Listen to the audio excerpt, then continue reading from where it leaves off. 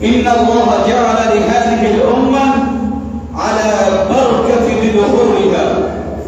فقال السلف: إن السلف لا ينامون بعد صلاة الفجر حتى ينتظرون إلى طلوع الشمس. الحمد لله. আল্লাহ রাব্বুল আলামিনের প্রশংসা যে মহান রাব্বুল আলামিন আমাদেরকে তার অনুগ্রহে পবিত্র জুমার দিনে মসজিদে যথা টাইমে এসে উপস্থিত হওয়ার জন্য তৌফিক দান করেছেন।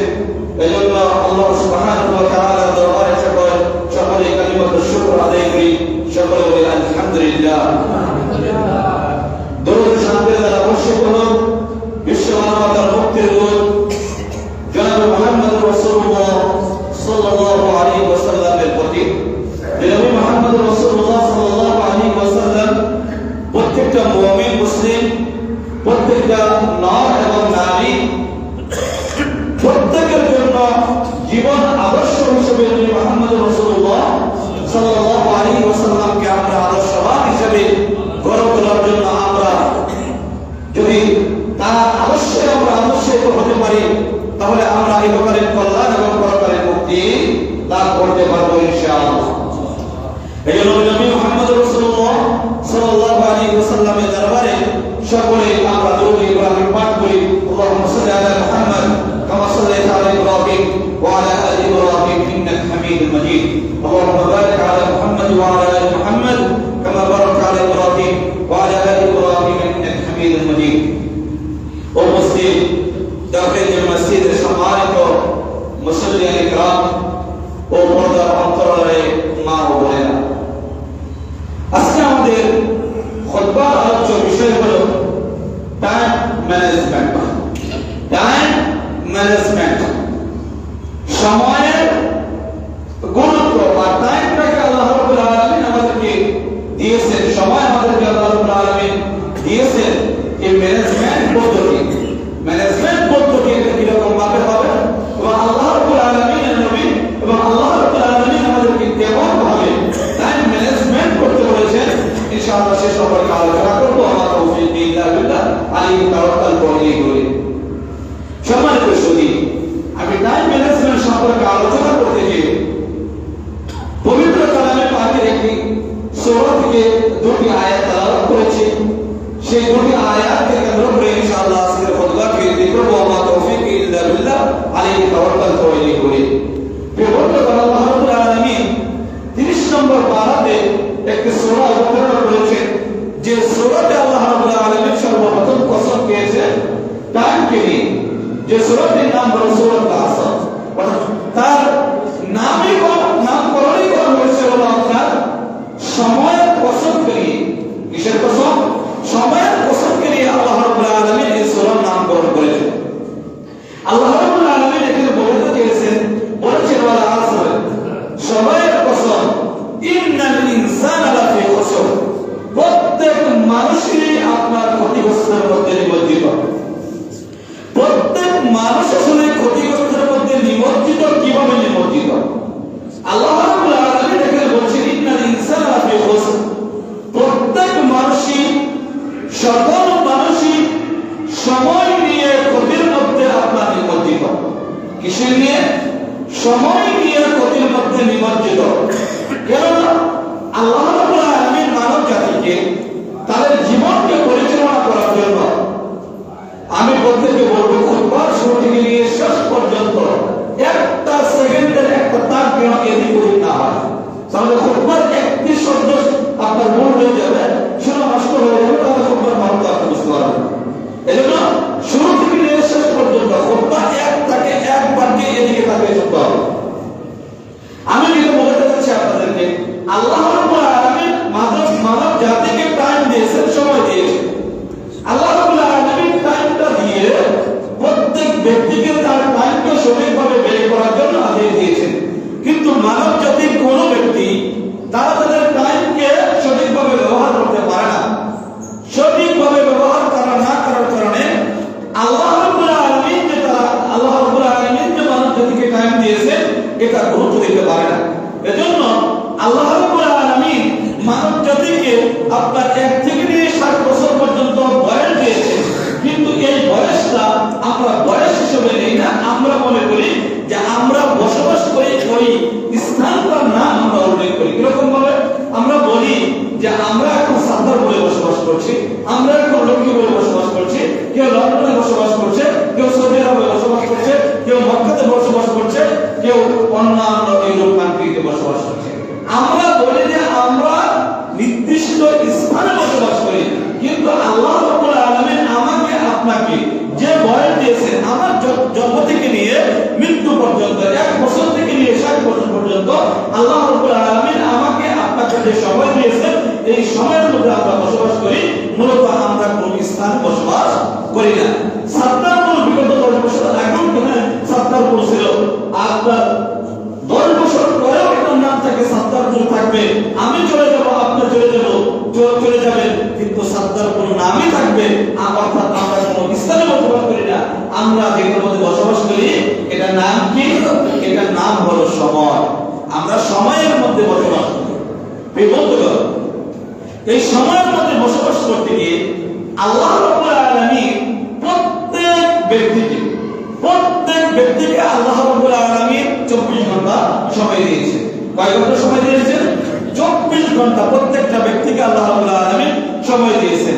চাই সে ব্যক্তি ধনী থাকুক, চাই সে ব্যক্তি গরিব থাকুক, কেউ কোনো ব্যক্তি ধনাঢ্য ব্যক্তি থাকুক, কেউ কোনো ব্যক্তি চেয়ারম্যান থাকুক, কেউ কোনো ব্যক্তি মেম্বার থাকুক, আপনার দেশের প্রধানমন্ত্রী থাকুক, দেশের রাষ্ট্রপতি থাকুক, পুরো এশিয়া মহাদেশের প্রধান নেতাও যদি থাকে, তাহলে ওই ব্যক্তিকেও আল্লাহ রাব্বুল আলামিন দিয়েছেন 24টা ঘন্টাই দিয়েছেন আল্লাহ রাব্বুল আলামিন। কারণ কি? কারণ হলো আল্লাহ রাব্বুল আলামিন ধনী এবং গরিবের মধ্যে টাইমের মধ্যে কোনো পার্থক্য করে নাই। এর কারণ কি? এর কারণ হলো আল্লাহ রাব্বুল আলামিন হলো মুনসিফ। মুনসিফ কি? আল্লাহ রাব্বুল আলামিন হলো ন্যায় ইনসাফকারী। কি করি? আল্লাহ রাব্বুল আলামিন হলো ন্যায় ইনসাফকারী। আল্লাহ রাব্বুল আলামিন কাউকে 10 ঘন্টা দিবেন, কাউকে 20 ঘন্টা দিবেন, কাউকে 24 ঘন্টা দিবেন, এরকম আল্লাহ রাব্বুল আলামিনের নীতি এবং নীতির সাথে যায় না।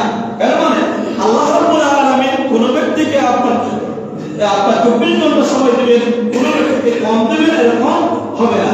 কিন্তু আপনার এই 24 ঘন্টা সময় পেয়ে কোন ব্যক্তি আপনার রিক্সা চালিয়ে সারা জীবন রিক্সা চালায়, কোন ব্যক্তি আপনার একটা মার্কেট থেকে 10টা মার্কেট করে, কোন ব্যক্তি আপনার ধনী থেকে আপনার গরিব হয়, কোন ব্যক্তি আবার গরিব থেকে আবার ধনী হয়, কোন ব্যক্তি আপনার রাষ্ট্রের প্রধানমন্ত্রী থেকে প্রেসিডেন্ট হয়, আবার কোন ব্যক্তি আপনার রাষ্ট্রের মেম্বার থেকে আবার কি হয়? এমপি হয়। আবার কোন ব্যক্তি আপনার সারা জীবন এই 60 বছর জীবন অতিক্রম করে তার জীবনে কোনো কিছুই করতে পারে না। আছে না এরকম? হ্যাঁ, প্রত্যেক মানুষের জীবনের ব্যর্থতা আছে না? কোন ব্যক্তি সারা জীবন পরিশ্রম করেছে, কিন্তু পরিশ্রম করে তার ফলাফল কি? ফলাফল হলো 0। যখন তার মৃত্যুর সম্মুখীন হয়, তখন তার ফলাফল হবে একেবারে 0, নাথিং। সে কোনো কিছু করতে পারে না। এর মানে হলো কি? তার সঠিক তার টাইমকে আল্লাহ রাব্বুল আলামিন যে টাইম দিয়েছিল, যে সময় দিয়েছিল, সেই টাইমকে সে ব্যক্তি সঠিকভাবে আপনার ব্যবহার করতে পারে নাই। যদি সে ব্যক্তি টাইমকে মেইনটেইন করতে পারতো, ম্যানেজমেন্ট করতে পারতো, তাহলে সেই ব্যক্তি দুনিয়া এবং আখিরাতের পূর্ণ শিখরে এবং দুনিয়াতে কল্যাণকামী হতে পারতো এবং আখিরাতেও কল্যাণকামী হতে পারতো। কারণ একজন মানুষের আপনার টাইমটা বা ভবিষ্যৎটা আপনার নির্ভর করে সে নিজের টাইমটাকে কতটুকু গুরুত্ব দিয়েছে। আজকে আপনার 25 বছর বয়স, আপনি যদি আজকে ব্যর্থতার মধ্যে আপনি যদি এখানে থাকেন, তাহলে মনে করবেন ভবিষ্যতের জীবনের জন্য আপনি ছোট সময় যখন 10 বছর বয়স ছিল, তখন আপনি আপনার টাইমটাকে ম্যানেজমেন্ট করেন না। যদি আপনি ভবিষ্যতের চিন্তা করে ওই টাইমটা ম্যানেজমেন্ট করতেন, গুরুত্ব দিতেন, তাহলে আজকে আপনার অবস্থা এরকম হতো না। আমি আপনাকে উদাহরণ দিয়ে বলি, টাইমটা ম্যানেজমেন্টটা কিরকম। অর্থাৎ এইখানে 10 বিঘা জমি আছে অথবা 1 বিঘা জমি আছে। আপনি একজন ইঞ্জিনিয়ারকে বললেন যে ইঞ্জিনিয়ার সাহেব, আমি আপনাকে এই 1 বিঘা জমির মধ্যে এমন একটা বহুতল ভবন নির্মাণ করবেন, এমন একটা আপনার স্ট্রাকচার তৈরি করবেন, এমন একটা আপনার ডিজাইন তৈরি করবেন, যেখানে 1 বিঘা জমির মধ্যে 1 বিঘায় আপনার 100% ব্যবহার হবে। যদি আপনি একজন ইঞ্জিনিয়ারকে দেন, তাহলে ইঞ্জিনিয়ার প্ল্যান আপনার তার কারিকুলামে এমন ভাবে ইঞ্জিনিয়ার সেটাকে ড্রয়িং করে দিবে, সেটা ব্যবহার করবে, আপনার জায়গা 100-এ 100 ব্যবহার হবে, কথা ঠিক কিনা? কিন্তু আল্লাহ রাব্বুল আলামিন আমাকে আপনাকে আমাদের জীবন পরিচালনা করার জন্য আমি ধরে নিলাম আল্লাহ রাব্বুল আলামিন আমাকে আপনাকে 60 বছর জিন্দেগি দিয়েছেন। এই জিন্দেগি পরিচালনা করার জন্য যদি আপনি কোনো ইঞ্জিনিয়ারের কাছে যান, বড় কোনো ব্যক্তির কাছে যান, তাহলে ওই বড় ব্যক্তি হয়তো আপনাকে পরামর্শ দিবে যে আপনি আপনার টাইমটা ম্যানেজমেন্টটা এরকম ভাবে করবেন। হয়তো আরেক ইঞ্জিনিয়ার বলবে যে আপনি আপনার জীবনের এই 60 বছর, 1 বছর থেকে নিয়ে 60 বছর পর্যন্ত আপনি আপনার জীবনটাকে এরকম ভাবে সাজান, দিবে কিনা? কিন্তু আল্লাহ রাব্বুল আলামিন আমাদেরকে এই 60 বছর, 1 বছর থেকে নিয়ে অর্থাৎ জীবনের শুরু থেকে নিয়ে 60 বছর পর্যন্ত আল্লাহ রাব্বুল আলামিন আমাকে আপনাকে সময় দিলেন। এই 60 বছরের, এই 60 বছরের সকল ইঞ্জিনিয়ারকে, হ্যাঁ, সকল ইঞ্জিনিয়ারকে আল্লাহ রাব্বুল আলামিন। আল্লাহ রাব্বুল আলামিনের ক্ষেত্রে যদিও ইঞ্জিনিয়ার শব্দটা এখানে শোভা পাচ্ছে না, আমি এখানে বলবো সকল জ্ঞানের জ্ঞানী হলো আল্লাহ রাব্বুল আলামিন। যেহেতু দুনিয়ার একটা বিল্ডিং তৈরি করতে হলে একজন ইঞ্জিনিয়ার পরামর্শের দরকার হয়, অতএব আমাকে আপনাকে আল্লাহ রাব্বুল আলামিন জন্ম থেকে নিয়ে মৃত্যু পর্যন্ত যে 60 বছর সময় দিলেন, এই ইঞ্জিনিয়ার প্ল্যাটফর্ম বা এই ইঞ্জিনিয়ারের পরিকল্পনা কে দিতে পারবে? একমাত্র আল্লাহ রাব্বুল আলামিন দিতে পারবে। তাহলে আল্লাহ রাব্বুল আলামিন যেহেতু দিতে পারবে, অতএব আল্লাহ রাব্বুল আলামিন আমাদেরকে ইঞ্জিনিয়ারিং প্ল্যাটফর্ম বা ইঞ্জিনিয়ারিং পরিকল্পনা আমাদেরকে আল্লাহ রাব্বুল আলামিন আমাদেরকে দিয়েছে। আপনি বলবেন যে কি আল্লাহ রাব্বুল আলামিন দিলেন ইঞ্জিনিয়ারিং আপনার পরিকল্পনা, সেটা কি? সবার মনে একটা প্রশ্ন আছে না এখানে, যে আল্লাহ রাব্বুল আলামিন কেমন একটা জিনিস দিলেন যেটা আপনার জীবনের শুরু থেকে নিয়ে 60 বছর পর্যন্ত আপনার ইঞ্জিনিয়ারিং আপনার পরিকল্পনা দিয়ে দিলেন, সেই জিনিসটা কি? সেই জিনিসটা হলো সালাত। কি এই জিনিসটা? সালাত। সবাই মনে করতেছেন সালাত আবার এটা আপনার সালাত একটা স্বাভাবিক একটা জিনিস আমাদের কাছে মনে হয়, তাই না? স্বাভাবিক একটা জিনিস হলো সালাত। দেখেন আল্লাহ রাব্বুল আলামিন আমাদেরকে 5 ওয়াক্ত সালাত দিলেন। 5 ওয়াক্ত সালাতের প্রতি গবেষণা করে যদি সারা দুনিয়ার মানুষ যদি এটার প্রতি গবেষণা চালায়, তাহলে একজন ব্যক্তির জীবনের শুরু থেকে নিয়ে শেষ পর্যন্ত এই সালাত দিয়ে আল্লাহ রাব্বুল আলামিন আমাকে আপনাকে আমার আপনার জীবনের টাইম ম্যানেজমেন্ট যত সুন্দর করে করেছেন, দুনিয়ার যত বিজ্ঞানী আসুক, কোন বিজ্ঞানী আল্লাহ রাব্বুল আলামিনের এই পরিকল্পনার চাইতে উত্তম কোন পরিকল্পনা দিতে পারবে না। কিভাবে দিতে পারবে না? আল্লাহ রাব্বুল আলামিন আমাকে আপনাকে দিলেন যে 5 ওয়াক্ত সালাত আমাদেরকে কি করতে হবে? জামাতের সাথে সালাত পড়তে হবে বা 5 ওয়াক্ত সালাত পড়তে হবে দৈনন্দিন আমাদের জন্য। যদি কোনো ব্যক্তি 40 ওয়াক্ত সালাত 40 ওয়াক্ত সালাত বা জামাতের সাথে মসজিদের মধ্যে আদায় করে, আল্লাহ রাসূল সাল্লাল্লাহু আলাইহি ওয়াসাল্লাম বলেছেন ওই ব্যক্তিকে আল্লাহ রাব্বুল আলামিন দুটো জিনিস থেকে মুক্তি দেয়। কয়টা জিনিস থেকে মুক্তি দেয়? দুটো জিনিস থেকে মুক্তি দেয়। কি কি জিনিস? আল্লাহ রাসূল সাল্লাল্লাহু আলাইহি ওয়াসাল্লাম তিনি বলেছেন আমি ওই বান্দাকে নিফাক থেকে মুক্তি দান করলাম। নিফাক থেকে মুক্তি দান করলাম, অর্থাৎ আপনার অপবিত্র থেকে নিফাক থেকে আল্লাহ রাব্বুল আলামিন মুক্তি দান করলেন। দ্বিতীয় যে জিনিস আল্লাহ রাসূল সাল্লাল্লাহু আলাইহি ওয়াসাল্লাম বলেছেন ওই ব্যক্তিকে আল্লাহ রাব্বুল আলামিন কিয়ামতের দিন কোনদিন জান্নাত আপনার জাহান্নামে দিবেন না। সুবহানাল্লাহ। তাহলে কয়টা জিনিস থেকে আল্লাহ রাব্বুল আলামিন মুক্তি দেন? দুইটা জিনিস। একটা হলো নিফাক, আরেকটা কি? আরেকটা হলো আপনার জাহান্নাম থেকে মুক্তি দিয়ে আল্লাহ রাব্বুল আলামিন আমাকে আপনাকে 40 ওয়াক্ত সালাত জামাতের সাথে পড়তে পারে, আল্লাহ রাব্বুল আলামিন আমাকে আপনাকে জান্নাত দান করবেন। সুবহানাল্লাহ। তবে 5 ওয়াক্ত সালাত এটা পড়া কি খুব সহজ? হ্যাঁ, 5 ওয়াক্ত সালাত আপনি এখন মাথা নাড়াবেন, বলবেন যে জি হুজুর 5 ওয়াক্ত সালাত নামাজ পড়া কোনো একটু ব্যাপার কি না? স্বাভাবিক একটা বিষয়, এটা আপনি বলছেন, কিন্তু এটা স্বাভাবিক একটা বিষয় না। আল্লাহ রাব্বুল আলামিন আমাকে আপনাকে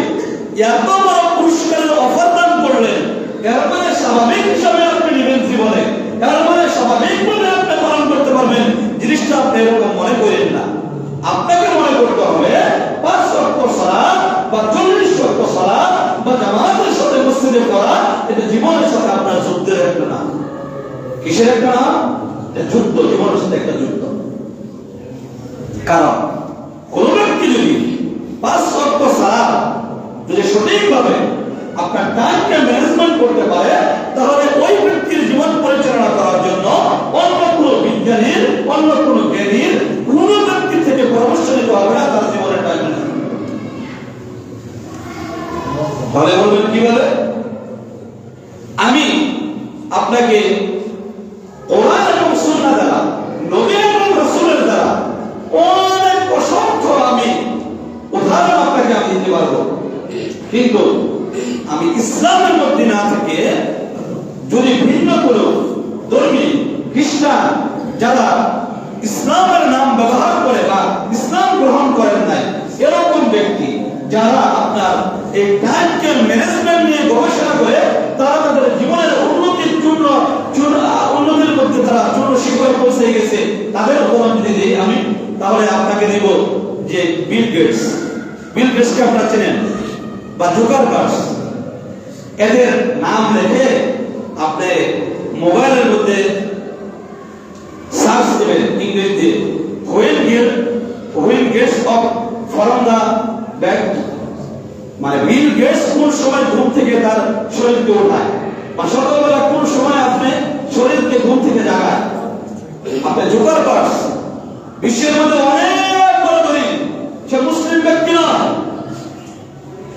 তাকে দিয়ে যদি আপনি ওই গুগলে দিয়ে যদি আপনি সার্চ করেন যে সে কোন সময় ঘুম থেকে ওঠে, তাহলে আপনি দেখবেন ওই সমস্ত ব্যক্তিগণ ঘুম থেকে ওঠে হলো আপনার ভোর আপনার 4টা, 4:30, 5:30 এরকম টাইম।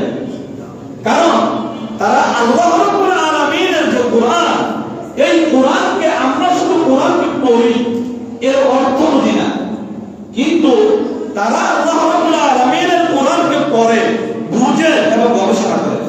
গবেষণা করে তারা দেখেছে যে কোন ব্যক্তি যদি সকালে সুবহ সাদিকের সময় যদি ঘুম থেকে উঠে, তারা যদি এই তাদের জীবনের কাজ বা কর্মপদ্ধতি ওইখান থেকে শুরু করে, তাহলে জীবনের চূর্ণ শিখরে ওঠা যাবে। তারা মুসলিমরা আল্লাহ রাব্বুল আলামিনের পক্ষ থেকে প্রতিষ্ঠান ছিল মুসলিম জাতির জন্য, কিন্তু মুসলিম জাতি এই প্রতিষ্ঠানকে গ্রহণ না করে মুসলিম জাতি তারা সকাল 10টা পর্যন্ত ঘুমায় কিনা? মুসলিমরা সকাল 10টা পর্যন্ত ঘুমায় না, কিন্তু অমুসলিমরা কোরআন এবং সুন্নাহকে গবেষণা করে তারা কোরআন থেকে বিদ্যা নিয়ে তারা ওঠে ভোর 4টার সময়, ভোর 4:30টার সময় তারা ঘুম থেকে ওঠে। তারা দুনিয়াবি জিন্দেগি, দুনিয়ার যে জিন্দেগি, তারা দুনিয়ার জিন্দেগির মধ্যে সফলতার আপনার চূর্ণ শিখরে ওঠার একটা মাত্র কারণ হলো তারা আর্লি তারা ঘুম থেকে ওঠে, তারা ঘুম থেকে ওঠে। কি জন্য তারা আর্লি ঘুম থেকে ওঠে? আমি আপনাকে বোঝাই, একজন মুসলিম ব্যক্তি যদি সকাল সুবহ সাদিকের টাইমে ঘুম থেকে ওঠে, তাহাজ্জুদের সালাত আদায় করে অথবা তাহাজ্জুদের সালাত আদায় না করলো, কোন ব্যক্তি যদি নিয়মিতভাবে প্রত্যেক দিন আপনার ফজরের সালাত জামাতের সহিত আদায় করে, ওই ব্যক্তি যদি সালাতের পরে আপনার একটু এক্সারসাইজ করলো, নিজের এক্সারসাইজ করার পরে একটু হালকা নাস্তা করলো, নিজের পরিবারকে একটু সময় দিল, সময় দেওয়ার পরে সকাল 6টা থেকে যদি তার কর্মব্যস্ততার মধ্যে নেমে যায়, তাহলে ওই ব্যক্তির সকাল 12টার সময় তার কোনো কাজ বাকি থাকবে? বাকি থাকার কথা 12টার সময় কোনদিন কাজ বাকি থাকার কথা। কারণ মুসলিম জাতি কোন সময় কাজ শুরু করে? সকাল 9টার সময় ঘুম থেকে উঠবে, 10টার সময় ঘুম থেকে উঠবে, কোথায় প্যান আছে, কোথায় শার্ট আছে, শার্ট প্যান্ট পরে, আরে না জান যাতে মুখ বেরাস না করে তাই কিনা? ওই ব্যক্তি সময় যখন শেষ হয়ে যাবে, দিনের সময় যখন শেষ হয়ে যাবে, তার কাজ শেষ হবে না। আল্লাহ রাব্বুল আলামিন আমাকে আপনাকে টাইম ম্যানেজমেন্টের জন্য দিলেন যে প্রত্যেক ব্যক্তি হলে টাইমের ক্ষতির মধ্যে নিমজ্জিত। ওই ব্যক্তি যদি আল্লাহ রাব্বুল আলামিনের আদেশকে মেনে যদি সুবহ সাদিক থেকে নিয়ে আপনার সালাত আদায় করে তার একটু বিশ্রাম নিয়ে তারপর যদি সকাল 6টা থেকে বা 4টা থেকে যদি কাজ শুরু করে, তাহলে 12টা পর্যন্ত আর টাইম লাগে না। তাহলে এটা কার কর্মপদ্ধতি? এটা হলো আল্লাহ রাব্বুল আলামিনের পদ্ধতি। আর আপনি ওই ইহুদি নাসারাদের যে দেখানো পদ্ধতি, সকাল 10টার সময় উঠবেন, বাম হাতের আঙ্গুল দিয়ে চা ধরবেন, আবার বাম হাত দিয়ে একটা সিগারেট টানবেন, এটা কাদের নীতি? অমুসলিমদের নীতি, পশ্চিমা নীতি। এই পশ্চিমা নীতি মুসলিম গ্রহণ করেছে। মুসলিম গ্রহণ করার কারণে এজন্যই বলছি, আল্লাহ রাব্বুল আলামিন ধৈর্য দিয়েছেন 24 ঘন্টা সময়, গরিবকেও দিয়েছেন 24 ঘন্টা সময়। এক ধনী সে ব্যক্তি আপনার টাইমকে সঠিকভাবে ব্যয় করার কারণে আপনার বিশ্বের সবচাইতে বড় হয়ে যায়, আর ধনী ব্যক্তি তার টাইমকে ম্যানেজমেন্ট না করার কারণে সবচাইতে গরিব হয়ে যায়। আমার আপনার টাইমের ম্যানেজমেন্ট করতে, এজন্যই রাসূলুল্লাহ সাল্লাল্লাহু আলাইহি ওয়াসাল্লাম বলেন, ইন্নাল্লাহ জাআলা লিহাদিহিল উম্মাহ আলা বারাকাতিল দুখুল, ইন্নাল্লাহ জাআলা লিহাদিহিল উম্মাহ আলা বারাকাতিল দুখুল। নিশ্চয় মুসলিম জাতির জন্য সকালের বেলা বরকত রয়েছে। সকাল যখন বলবে, এটা কার কথা? রাসূলুল্লাহ সাল্লাল্লাহু আলাইহি ওয়াসাল্লামের কথা। রাসূলুল্লাহ সাল্লাল্লাহু আলাইহি ওয়াসাল্লাম বলেন যে সকাল বেলা উম্মার মধ্যে বরকত রয়েছে। রাসূল যেটা বলবেন এটা মিথ্যা হবে না, আমাদের কথা মিথ্যা হবে, আমাদের কথা মিথ্যা। এজন্যই সালাফরা বলেন, ইন্নাস সালাফ লা ইয়ানামুনা বা'দা সালাতিল ফজর হাত্তা ইয়ানতাযিরুনা ইলা তুলু'ইশ শামস। বলেন সালাফরা কখনো, সালাফে সালেহিন যারা উলামায়ে মুজতাহিদিন ছিল, তারা কখনো কি করতেন না? সকালবেলা ঘুমাতেন না। বলছেন ইন্নাস সালাফ লা ইয়ানামুন, তারা ঘুমায় না বা'দা সালাতিল ফজর, সালাতুল ফজরের পরে ঘুমায় না। হাত্তা সিদ্দা ওয়ালাউ কানা ফি সফর, বলছে তাদের মধ্যে যদি অনেক কঠিন কাজ থেকে থাকে অথবা সফরের মধ্যে থাকে, কারণ সালাফরা বিভিন্ন এক দেশ থেকে আরেক দেশের মধ্যে সফর করতেন, তারা রাতের বেলায় বেশি সফর করতেন, তারা কঠিন কাজগুলো করতেন রাতের বেলায় বেশি। যদিও কঠিন কাজের মধ্যে থাকে, তারপরে সালাফরা সকালবেলা ঘুমাতো না ফজরের পরে। এই জন্য ঘুমাতো না, বলতো যে ফজরের পরে যতক্ষণ পর্যন্ত সূর্য উদিত না হয়, সূর্য যতক্ষণ পর্যন্ত উদিত না হয়, ততক্ষণ পর্যন্ত আমরা ঘুমাবো না। ঘুমাবোই তো আমরা, কারণ সারা পরিশ্রম করেছি। কিন্তু সকালের মধ্যে আল্লাহ রাব্বুল আলামিন যে বরকত দিয়েছেন, এই বরকত নিয়েই তারপর সুবহানাল্লাহ। কিন্তু মুসলিম জাতি আমরা আল্লাহ রাব্বুল আলামিনের এই বরকতকে আমরা কি উপেক্ষা করেছি? এজন্য সুবহ সাদিকের নাম আল্লাহ রাব্বুল আলামিন দিয়েছেন। সকলবেলার নাম আল্লাহ রাব্বুল আলামিন দিয়েছেন কোরআনুল কারীমে এবং হাদিসে। এই নামগুলোর অর্থ কি? আমরা যে নামগুলো বিশ্লেষণ করি তাহলে আমরা দেখতে পাবো। আল্লাহ রাব্বুল আলামিন বলছেন সূরাতুল ফজর, আপনার 30 নম্বর পারা আধা পারা শেষ করলে যে সূরাটা বের হবে, এই সূরাটার নাম হলো সূরাতুল ফজর। আল ফজর শব্দের অর্থ কি? আল ফজর শব্দের অর্থ হলো ফুটে ওঠা, জ্বলে ওঠা। মানে ফজরের টাইমে আল্লাহ রাব্বুল আলামিনের রহমত এবং বরকত ফুটে ওঠে। আল্লাহ রাব্বুল আলামিনের রহমত এবং বরকত জ্বলে ওঠে কোন সময়? ফজরের টাইমে। এজন্য আল্লাহ রাব্বুল আলামিন নাম দিয়েছেন কি? ফজর। আল্লাহ রাব্বুল আলামিন সুবহ সাদিকের নাম দিয়েছেন সুবহ। সুবহ শব্দের অর্থ হলো বেশি ওঠা। কোন বাচ্চা যদি হাসে তাহলে বলা হয় সুবহ। আল্লাহ রাব্বুল আলামিন সুবহ সাদিকের নাম দিয়েছে কি? সুবহ, মানে সকাল বেলা হেসে উঠলো। মানে সকাল বেলা থেকে আল্লাহ রাব্বুল আলামিন আপনার আমার জিন্দেগির মধ্যে এমন একটা বরকতময় জিনিস দিয়ে দিলেন যে ওই টাইম থেকে আমার জীবনটা হেসে উঠলো। সুবহানাল্লাহ। আল্লাহ রাব্বুল আলামিন নাম দিয়েছেন যে ওয়ান নাহারি ইযা তাজাল্লা, ওয়ান নাহারি ইযা তাজাল্লা। তাজাল্লা শব্দের অর্থ হলো আপনার জ্বলে ওঠা। বলছেন দিন যখন জ্বলে উঠলো, অর্থাৎ দিন জ্বলে ওঠার টাইম, দিনের ভালো টাইম হলো সুবহ সাদিকের টাইম। সুবহ সাদিকের টাইমে আমরা ঘুম থেকে উঠি, তাহলে টাইম ম্যানেজমেন্ট কিভাবে করবো? এজন্য ইংলিশ একজন লেখক, তিনি খ্রিস্টান, তিনি একটি বই লিখেছেন মিরাকেল অফ দা মর্নিং। কি লিখেছেন? Miracle of the morning. যারা শিক্ষিত সমাজ আছেন তারা এই বইটা পড়েছেন, বা আমি এই বইটা পড়েছি, মিরাকেল অফ দ্য মর্নিং, মানে সকালবেলার জাদু। সকালবেলার জাদু বই লিখেছেন কে? বই লিখেছেন আমার খ্রিস্টান ব্যক্তি। বইয়ের নাম দিয়েছে মিরাকেল অফ দ্য মর্নিং, যে সকালবেলার জাদু। মানে দিনের যত সময় রয়েছে সকল সময়ের চাইতে আল্লাহ রাব্বুল আলামিন জাদুময় একটা টাইম দিয়েছেন। সেই টাইমটা হলো কোন সময়? সকালবেলা। এই সকালবেলাকে আমরা অপেক্ষা করি। সকালবেলা আমরা কি করতে পারি না, সকালবেলা আমরা কাজে লাগাই না। এই জন্য আল্লাহ রাব্বুল আলামিন দুনিয়া কারোর সৃষ্টিমূলকই সকাল থেকে শুরু করছেন। কিরকম ভাবে সকাল থেকে শুরু করছেন? আপনার যে নদীতে বলেন বা আপনার যে সমস্ত জায়গার মধ্যে ফুল ফোটে, বিল বলেন, বিলের মধ্যে ফুল ফোটে কোন সময়? বিকেলবেলা ফুল ফোটে। কোন সময় ফুল ফোটে? সকালবেলা ফুল ফোটে। আপনার পাখিরা কিচিরমিচির শব্দ করে কোন সময়? সকালবেলা।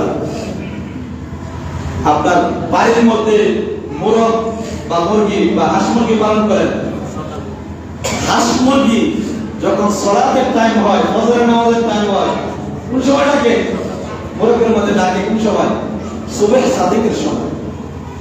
আল্লাহ রাব্বুল আলামিন মুসলিম জাতির জন্য দুনিয়াকে পরিকল্পনা মাফিক তিনি পরিচালিত করবেন।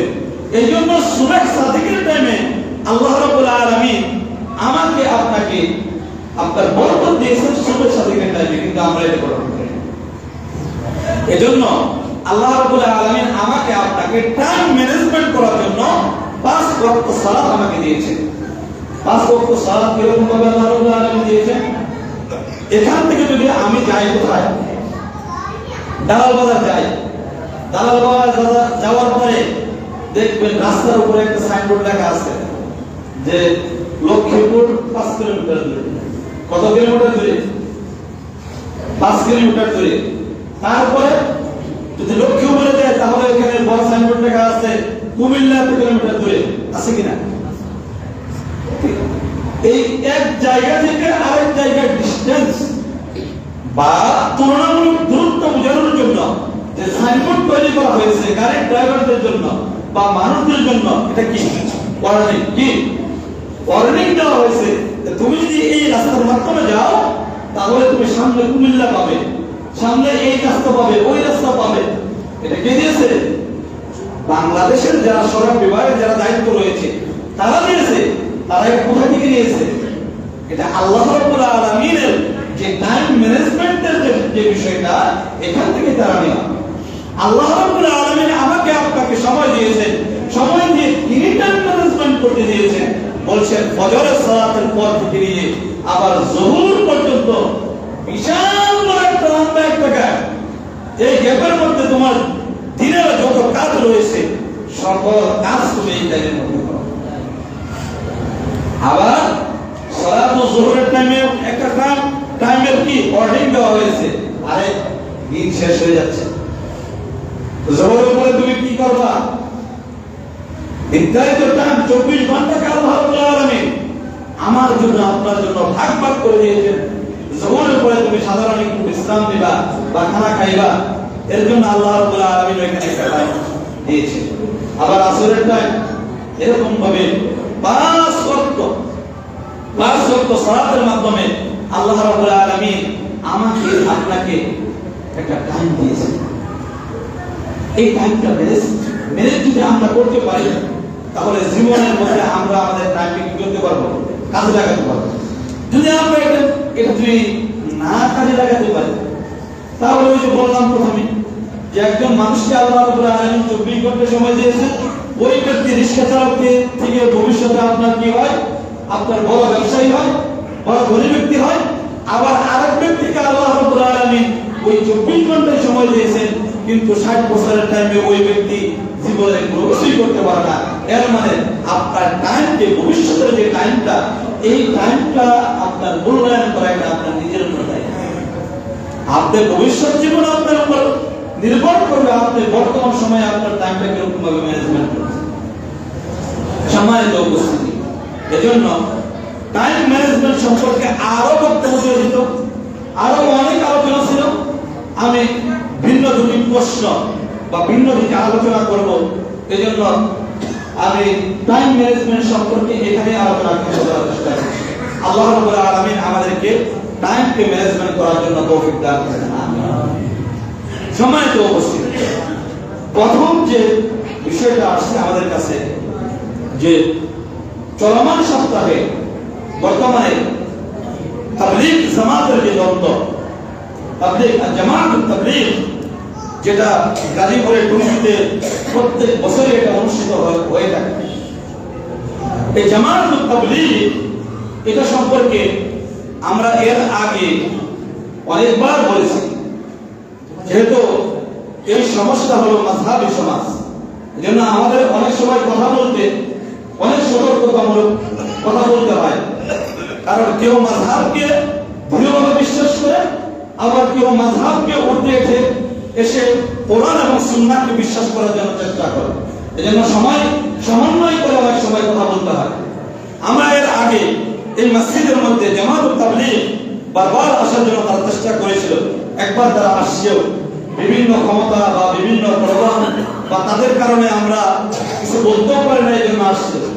কিন্তু আপনাদেরকে আমি এর আগেও সতর্ক করেছিলাম যে জামাত তাবলীগ এটা কখনো ইসলামী রীতি নীতি বা দাওয়াতের পদ্ধতি হতে পারে না।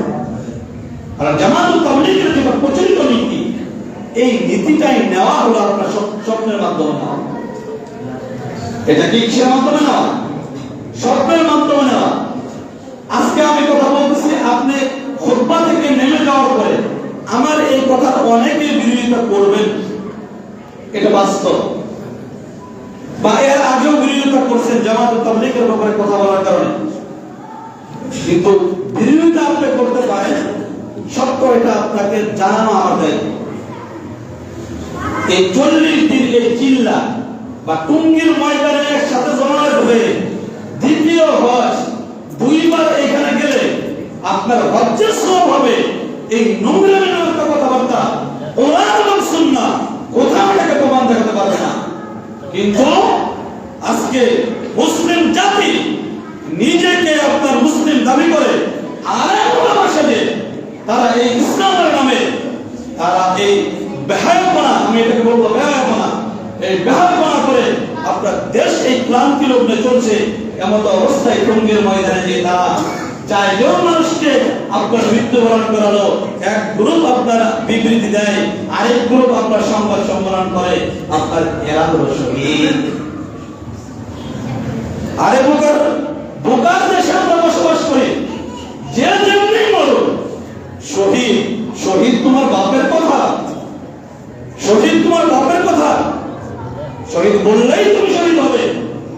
আল্লাহ রাসূল সাল্লাল্লাহু আলাইহি ওয়াসাল্লাম বুখারীর 6875 নম্বর হাদিস কিতাব বলেন, ইমাম বুখারীর হাদিসের কিতাব বলেন, আপনার 6875 নম্বর হাদিস, আল্লাহ রাসূল সাল্লাল্লাহু আলাইহি ওয়াসাল্লাম বলেন, ইদা ইলতাকা আল মুসলিমানি, যদি কোন মুসলমান আপনার দুইজন যদি একত্রবদ্ধ হয়ে যদি একজন আরেকজনের মধ্যে আপনার হামলা করে আপনার যদি মৃত্যুবরণ করে, তাহলে বলছেন ফাল কাতিল ওয়াল মাকতুল কিলাহুমা ফিন্নার, তাহলে যে ব্যক্তি হত্যা করলো আর যে ব্যক্তি হত্যাকারীর সাথে জড়িত ছিল, ওই ব্যক্তি যে ব্যক্তি মৃত্যুবরণ করলো ওই ব্যক্তি এবং যে ব্যক্তি মারলো দুইজনই জাহান্নামে যাবে।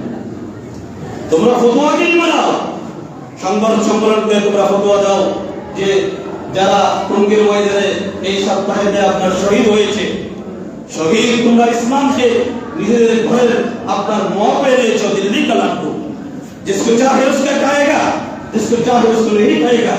তোমরা এটা ইসলামের মধ্যে তোমরা নিয়ে আসছো না, ইসলাম কখনো এটা বরদাস্ত করে না।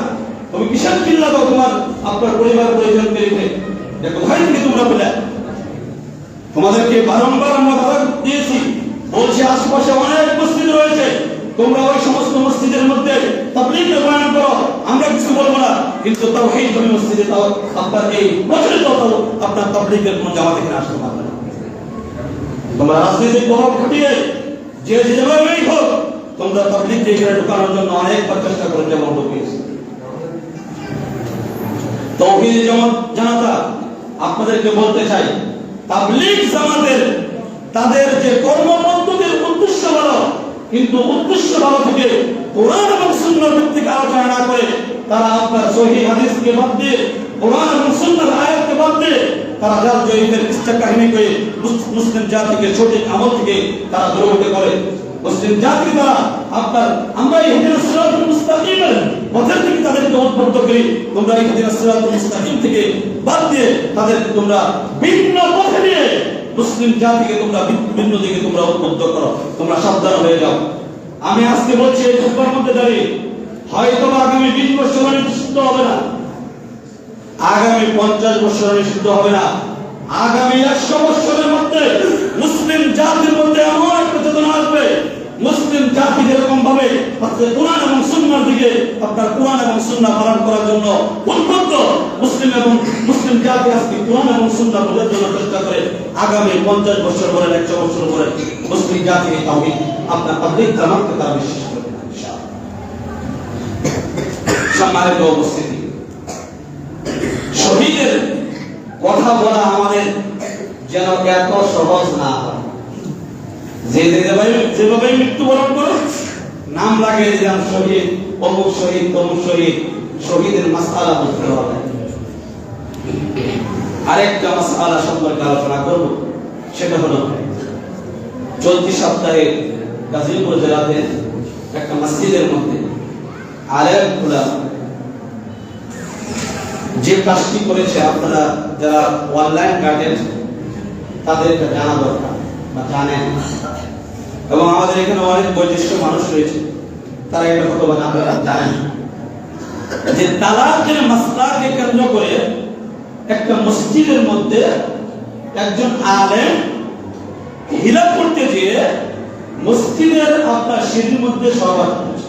নাউজুবিল্লাহ, প্রত্যেকে বলে নাউজুবিল্লাহ। অর্থাৎ একজন সম্ভবত মেয়েটা হলো কুমিল্লা এবং সে ময়মনসিংহ জেলা হবে বা এরকম কোন জেলা হবে, সঠিক আমার মনে আসছে না, যে দুজনের মধ্যে রাগান্বিত হয়ে স্বামী তার স্ত্রীকে তালাক দিয়েছে একই বৈঠকে কয়েকবার। ইমামের কাছে মুফতির কাছে ফতোয়া নিতে গেছে। মুফতি সাহেব, মুফতি নামক মুফতি ফতোয়া দিয়েছে, এই মহিলাকে যদি পুনরায় নিয়ে যেতে চান আপনার কাছে, তাহলে তাকে বিয়ে করতে হবে। নাউজুবিল্লাহ। আইয়ামে জাহিলিয়াতের যুগে হিলাফত ছিল না। নাউজুবিল্লাহ। আজকে মুসলিম জাতি আমি বুঝি না, মুসলিম জাতি এত সচেতন জাতি হওয়ার সত্ত্বেও ওই মুফতি সাহেব কাছে যখন ফতোয়া দিতে গেল, মুফতি সাহেব বলল তাহলে অন্য কার কাছে এটাকে হিলা করবো। হিলা বলতে মনে হয় বোঝেন না, মানে স্ত্রীকে হালাল করার জন্য ওই স্ত্রী কার কাছে বিবাহ দিবে, চুক্তিবদ্ধভাবে বিবাহ দেওয়ার পর তার সাথে স্বামী স্ত্রীর যে কার্যকলাপ আছে এগুলো করবে, আবার পরবর্তীতে ওই ব্যক্তি তালাক দিবে, তালাক দেওয়ার পর আবার পূর্বের স্বামী বিবাহ করবে। মুফতি সাহেব কি কাজ করেছেন জানেন? ওই মসজিদের মধ্যে আপনার মসজিদের মুয়াজ্জিন সাহেবকে পাহারা দিয়ে নিজে ওই মহিলাকে বিবাহ করেছেন। বিবাহ করে মসজিদের মধ্যে সামিয়ানা তৈরি করে সিঁড়ির মধ্যে ওইখানে সহবাস করে আবার ওই মহিলাকে হালাল করে আবার পূর্বের ওই স্বামীর কাছে বিবাহ। এরা হলো আলেম। আপনারা লজ্জা পাচ্ছেন? লজ্জা হইতেছে আপনাদের? মাসালা আপনি জানবেন না। এই সমাজে আমি বসবাস করি, কত যে তালাকের মাসালা আসে, তালাকের মাসালা উত্তর দিতে দিতে আমার জীবন শেষ। অন্য কোন মাসালা আসে, তালাকের মাসালা বেশি। বিভিন্ন জায়গায় ওই যে অনলাইনে ফোন নাম্বার দেওয়া আছে খুতবার সাথে, বিভিন্ন জায়গা থেকে তালাকের মাসালা। এত তালাক দিতে হয়নি, এত রাগ কেন আপনার? এই মুফতি নামক মুফতির কাছে যায় না, আপনার স্ত্রীর এই ইজ্জত দিয়ে আপনি এইভাবে নষ্ট করেন। অথচ আল্লাহ রাব্বুল আলামিন বলছেন সূরাতুন নিসার মধ্যে, الطلاق مرتان فإمساك بمعروف أو تصريح بإحسان আল্লাহ রাব্বুল আলামিন ফয়সালা মীমাংসা কত সুন্দর, রাসূলুল্লাহ সাল্লাল্লাহু আলাইহি ওয়াসাল্লামের মীমাংসা কত সুন্দর। যদি কোনো ব্যক্তি একই বৈঠকে হাজারবার তালাক শব্দ উল্লেখ করে তাহলে ওই এক টুকরে একবার তালাক গণ্য হবে। এটা আল্লাহ রাসূলের কথা এবং আল্লাহ রাব্বুল আলামিনের ফয়সালা। মুফতি নামক মুফতি ওই এক বৈঠকে আপনার বারবার তালাক শব্দ তিনবার বলছে, এজন্য তালাক হয়ে গেছে, মাসালা দিয়ে দিয়েছে আর বলে আসছে। আমি আপনাকে সময় বেশি হয়ে যাচ্ছে, তালাকের পদ্ধতি আপনাদেরকে বলি। অনেকে তালাকের পদ্ধতিও জানেন না। এই সমাজে অনেক ব্যক্তি আছেন বা অন্যান্য সমাজে অনেক ব্যক্তি আছেন, তারা তাদের স্ত্রী নিয়ে গোল করতেছেন হারাম সম্পর্ক। তালাকের পদ্ধতি হলো, তালাকের মাসালা সবাই শুনবেন, যারা যারা বিবাহ করছেন তারা বেশি করে শুনবেন। তালাকের মাসালার পদ্ধতি হলো, যদি কোনো ব্যক্তি তালাক দিতে চায় স্ত্রীকে, তাহলে মহিলাদের যখন অসুস্থতা থেকে নিয়ে সুস্থ হবে, মাসিক থেকে নিয়ে সুস্থতার মধ্যে আসবে, তখন এমন অবস্থায় আপনি আপনার স্ত্রীকে বলবেন আমি তোমাকে তালাক দিলাম, এক তালাক। এটা হলো এক তালাক। এখানে যদি বারবার আপনি বলেন তাহলে এক তালাকই গণ্য হবে। দ্বিতীয় মাসে আপনি যদি মনে করেন যে আমার স্ত্রীর সাথে কয়েকদিন বরাবরই হয় নাই, আমি আমার স্ত্রীকে গ্রহণ করে নিব, তাহলে ওই স্ত্রী গ্রহণ করার ক্ষেত্রে আপনার কোনো নিষেধ নাই।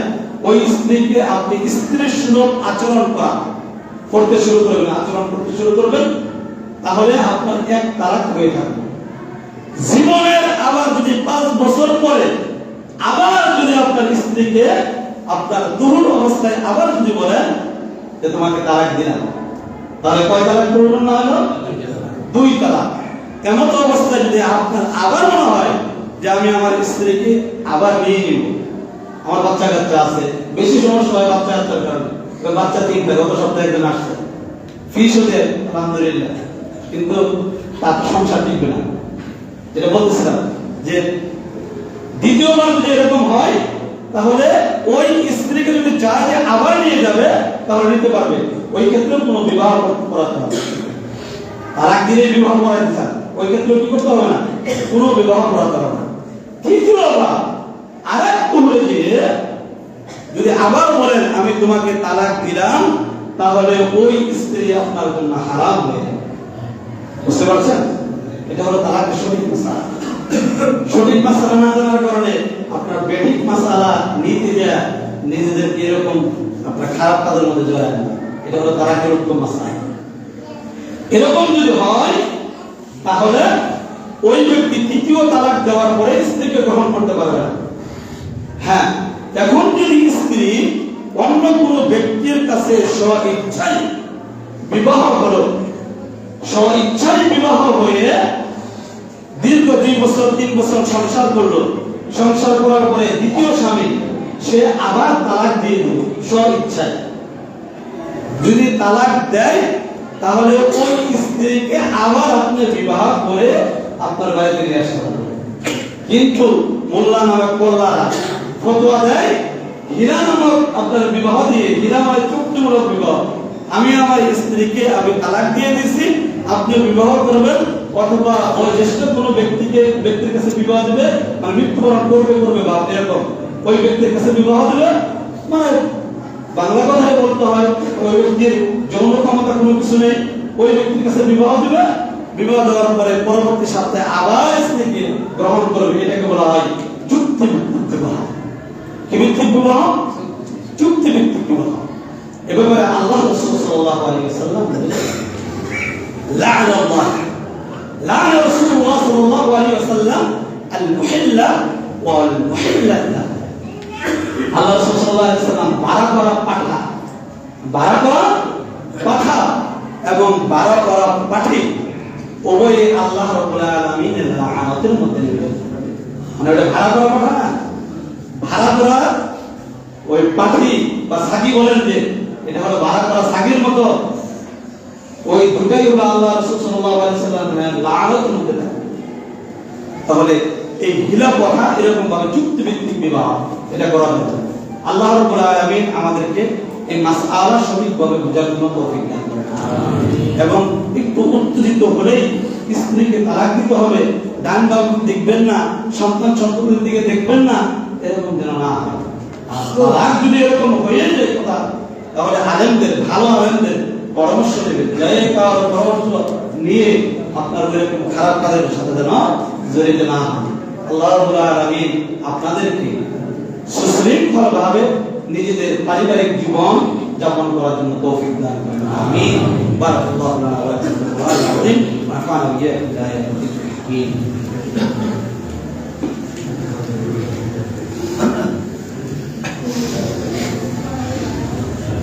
إن الحمد لله نحمده ونستعينه ونستغفره ونؤمن به ونتوكل عليه ونعوذ بالله من شرور أنفسنا ومن سيئات أعمالنا من يهدي الله فلا مضل له ومن يضلل فلا هادي له أما بعد আমরা প্রত্যেকে আল্লাহ রাব্বুল আলামিনের কাছে দোয়া করি প্রত্যেকে ربنا آتنا في الدنيا حسنة وفي الآخرة حسنة وقنا عذاب النار رب ارحمهما كما ربياني صغيرا رب ارحمهما كما ربياني صغيرا اللهم اعز الإسلام والمسلمين اللهم اعز الإسلام والمسلمين واخذل الكفرة والمرتدة والمشركين يا رب العالمين আপনি আমাদের জীবনের সমস্ত গুনাহ খাতা maaf করে দেন আল্লাহ রাব্বুল আলামিন আপনি আসমানের বারামসিবত আপনি ওঠিনেন জমিনের বারামসিবত আপনি জমিনে নামিয়ে দেন আল্লাহ রাব্বুল আলামিন আমাদের মধ্যে যারা অসুস্থ রয়েছে প্রত্যেককে আপনি সেখানে কামিলা আজিলা দাইমা দান করুন আল্লাহ রাব্বুল আলামিন আপনি প্রত্যেককে সুস্থতা দান করুন আমিন আল্লাহ রাব্বুল আলামিন আপনি আমাদের মধ্যে অনেকে ঋণগ্রস্ত ব্যক্তি রয়েছে প্রত্যেককে আল্লাহ রাব্বুল আলামিন